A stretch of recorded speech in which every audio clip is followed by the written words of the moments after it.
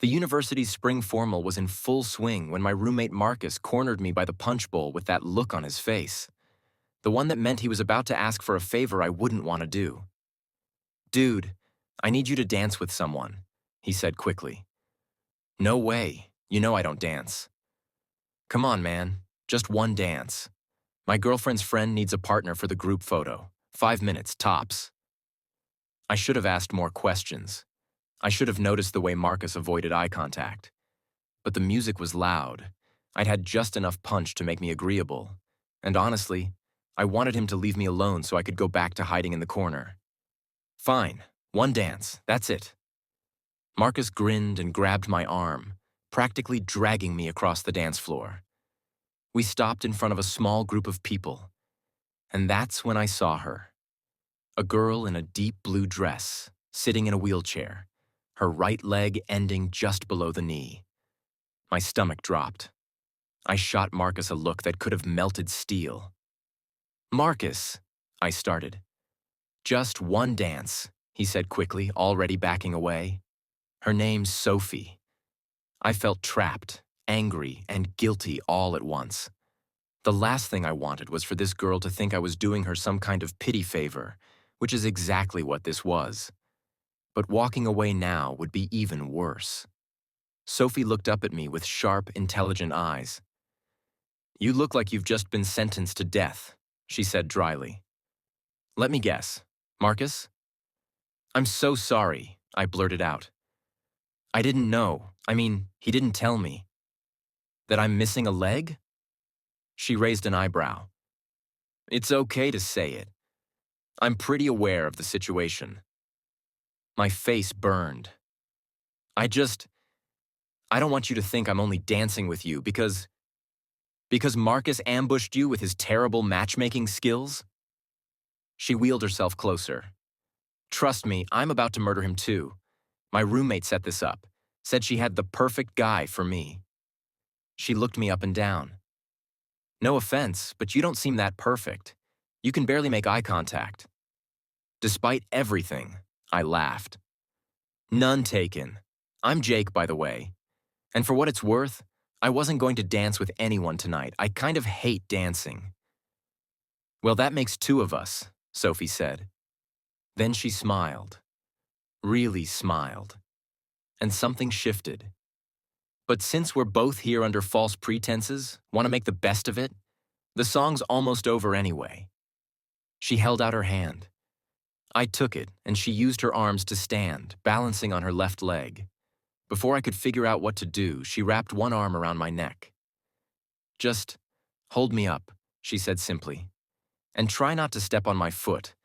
I only have the one, so it's pretty valuable." Another joke. I was starting to like her. I put my arm around her waist, probably too carefully, and we started to sway. It was awkward at first. I was terrified of hurting her or making her fall. But Sophie was surprisingly steady, and after a moment, I stopped overthinking it. "You're not bad at this," she said after a while. "You're lying, but I appreciate it." She laughed, and I realized that somewhere in the last 2 minutes, I'd stopped being angry at Marcus. The song changed to something slower, and neither of us moved to leave the dance floor. "Can I ask you something?" I said. "Depends on the question. How did you lose your leg? If that's too personal, you can tell me to shut up." She was quiet for a moment, and I worried I'd crossed a line. But then she said, "Bone cancer. I was 14. They caught it, but the leg had to go." She said it matter-of-factly, like she was describing the weather. "It's been 5 years, I'm used to it now." "I'm sorry." "Don't be. I'm alive." She looked up at me. "Besides, it's a great excuse to skip leg day at the gym."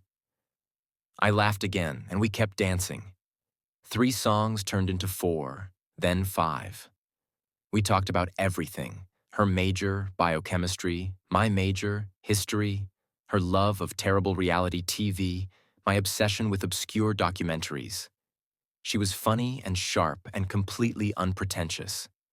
I forgot about the wheelchair in the corner. I forgot about Marcus's manipulation. I just danced. At some point, Sophie got tired, and I helped her back to her wheelchair. But instead of leaving, I sat down on the floor next to her, and we kept talking. The formal continued around us, but we were in our own world. As the night was winding down, Sophie looked at me with an expression I couldn't quite read, something soft and vulnerable. "Thank you," she said quietly. "For what?" "For not treating me like I'm broken, for not leaving after the first dance, for just—" She paused. "I've never been this happy before. Not at one of these things. Maybe not in a long time." Something in my chest tightened. "Sophie, I should be thanking you. This is the first time I've actually enjoyed one of these dances, and it's entirely because of you." She smiled, but there were tears in her eyes. "People usually don't stick around. They do their good deed, dance one song, and bail. Or they treat me like a charity case. But you stayed. You talked to me like a person."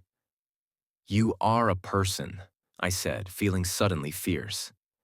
"Anyone who doesn't see that is an idiot." "Marcus included?" I grinned. "Especially Marcus, although I might have to thank him later." "Don't," Sophie said. "His ego's big enough already." We exchanged numbers before leaving.